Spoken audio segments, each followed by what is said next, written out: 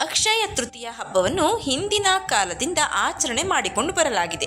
ಅದೇ ರೀತಿ ತಾಯಿ ಅನ್ನಪೂರ್ಣೇಶ್ವರಿ ದೇವಿಯನ್ನು ನಾವು ಭಕ್ತಿಯಿಂದ ಆರಾಧನೆ ಮಾಡ್ತೀವಿ.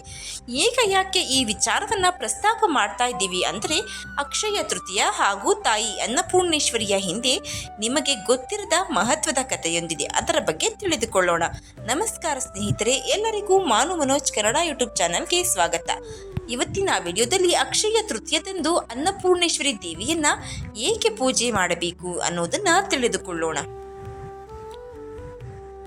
ಅಕ್ಷಯ ತೃತೀಯವನ್ನ ನಾಡಿನೆಲ್ಲೆಡೆ ಸಂಭ್ರಮದಿಂದ ಆಚರಿಸಲಾಗುತ್ತದೆ. ಈ ದಿನ ಭಕ್ತರು ಪೂಜೆ, ಹೋಮ ಹವನಗಳನ್ನು ನಡೆಸ್ತಾರೆ. ಅಂತೆಯೇ ತಮ್ಮ ಇಷ್ಟದ ದೇವತೆಗಳನ್ನ ಇಂದು ಪೂಜಿಸೋದ್ರಿಂದ ಸಕಲ ಇಷ್ಟಾರ್ಥಗಳು ಪೂರೈಕೆಯಾಗುತ್ತವೆ ಎನ್ನುವ ನಂಬಿಕೆಯೂ ಇದೆ.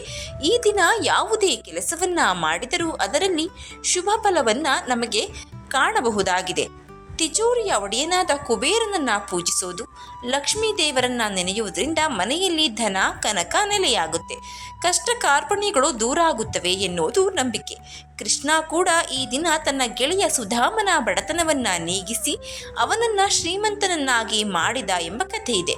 ಇದರೊಂದಿಗೆ ಅಕ್ಷಯ ತೃತೀಯಕ್ಕೂ ದೇವಿ ಅನ್ನಪೂರ್ಣ ಮಾತೆಗೂ ಧಾರ್ಮಿಕ ಹಿನ್ನೆಲೆ ಇದ್ದು ಅದನ್ನ ಈ ವಿಡಿಯೋದಲ್ಲಿ ತಿಳಿದುಕೊಳ್ಳೋಣ. ಒಮ್ಮೆ ಶಿವ ಮತ್ತು ಪಾರ್ವತಿಗೆ ಸಣ್ಣ ಮಾತಿನ ಚಕಮಕಿ.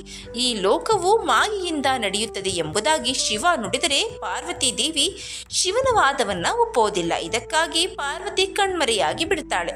ಇಡೀ ವಿಶ್ವವೇ ಅಂಧಕಾರಮಯವಾಗಿ ಬಿಡುತ್ತೆ.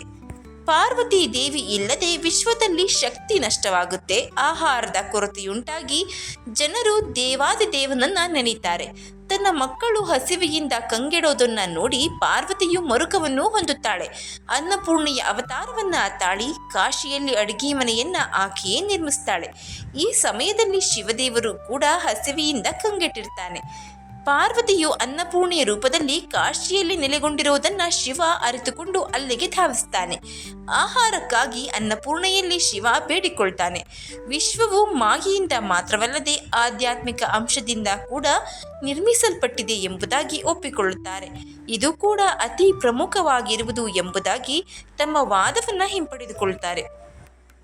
ಅನ್ನಪೂರ್ಣೆಯು ಶಿವನನ್ನ ಕ್ಷಮಿಸಿ ತಮ್ಮ ಕೈಯಿಂದಲೇ ಶಿವನಿಗೆ ಆಹಾರವನ್ನ ತಿನ್ನಿಸ್ತಾರೆ. ಆದ್ದರಿಂದ ಅನ್ನಪೂರ್ಣ ಮಂತ್ರ ಮತ್ತು ಗಾಯತ್ರಿ ಮಂತ್ರಗಳೆರಡೂ ಐಶ್ವರ್ಯವನ್ನ ಪಡೆದುಕೊಳ್ಳಲು ನಮಗೆ ನೆರವಾಗುತ್ತೆ. ಪೋಷಕಾಂಶಗಳ ಕೊರತೆಯಿಂದ ಬಳಲುತ್ತಿರುವವರು ಕೂಡ ಈ ಮಂತ್ರವನ್ನ ಪಠಿಸೋದ್ರಿಂದ ಆಹಾರದ ಸಮಸ್ಯೆಯಿಂದ ಮುಕ್ತಿಯನ್ನ ಹೊಂದಬಹುದು. ಅನ್ನಪೂರ್ಣೆಯ ಮಂತ್ರ: ಓಂ ಅನ್ನಪೂರ್ಣಾಯ ನಮಃ.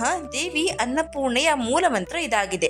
ಇದು ಪವಿತ್ರ ಮಂತ್ರವಾಗಿದ್ದು ಅಕ್ಷಯ ತೃತೀಯ ದಿನದಂದು ನೀವು ಈ ಮಂತ್ರವನ್ನ ಪಠಿಸೋದ್ರಿಂದ ಯಾವುದೇ ರೀತಿಯ ಧನ ಧಾನ್ಯದ ಕೊರತೆಯನ್ನ ನೀಗಿಸಿಕೊಳ್ಳಬಹುದು. ಅನ್ನಪೂರ್ಣ ಮಂತ್ರ ಮತ್ತು ಗಾಯತ್ರಿ ಮಂತ್ರಗಳೆರಡು ಐಶ್ವರ್ಯವನ್ನ ತಂದುಕೊಡುತ್ತವೆ. ಓಂ ಹ್ರೀಂ ನಮೋ ಭಗವತಿ ಮಹೇಶ್ವರಿ ಅನ್ನಪೂರ್ಣ ಸ್ವಾಹ.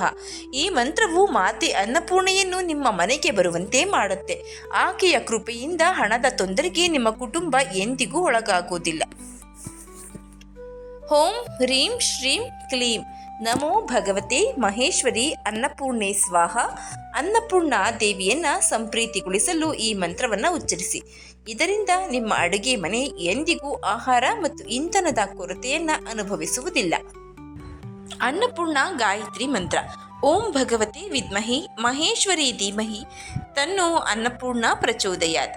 ಗಾಯತ್ರಿ ಅನ್ನಪೂರ್ಣ ಮಂತ್ರವನ್ನು 108 ಬಾರಿ ಪಠಿಸೋದ್ರಿಂದ ಕುಟುಂಬದಲ್ಲಿ ಜೀವನ ಆರೋಗ್ಯಕರವಾಗಿ ಸಂತೋಷದಿಂದ ಮುನ್ನಡೆಯುತ್ತೆ. ಇವು ಅನ್ನಪೂರ್ಣೇಶ್ವರಿಯ ಮಂತ್ರವಾಗಿದ್ದು ಅಕ್ಷಯ ತೃತೀಯದ ದಿನದಂದು ನೀವು ಈ ಮಂತ್ರವನ್ನು ಪಠಿಸೋದ್ರಿಂದ ನಿಮ್ಮ ಎಲ್ಲ ಧನ ಧಾನ್ಯದ ಕೊರತೆ ನೀಗಿ ಸಂತೋಷ ಸಮೃದ್ಧಿ ನಿಮ್ಮ ಬಳಿ ಸೇರುತ್ತೆ. ಇದು ಅಕ್ಷಯ ತೃತೀಯ ಮತ್ತು ಅನ್ನಪೂರ್ಣ ದೇವಿಯ ಕಥೆ. ಅನ್ನಪೂರ್ಣ ದೇವಿಯು ಸಾಕ್ಷಾತ್ ಶಿವನಿಗೆ ಆಹಾರವನ್ನ ನೀಡಿದ ದಿನ ಈ ಅಕ್ಷಯ ತೃತೀಯದ ದಿನ.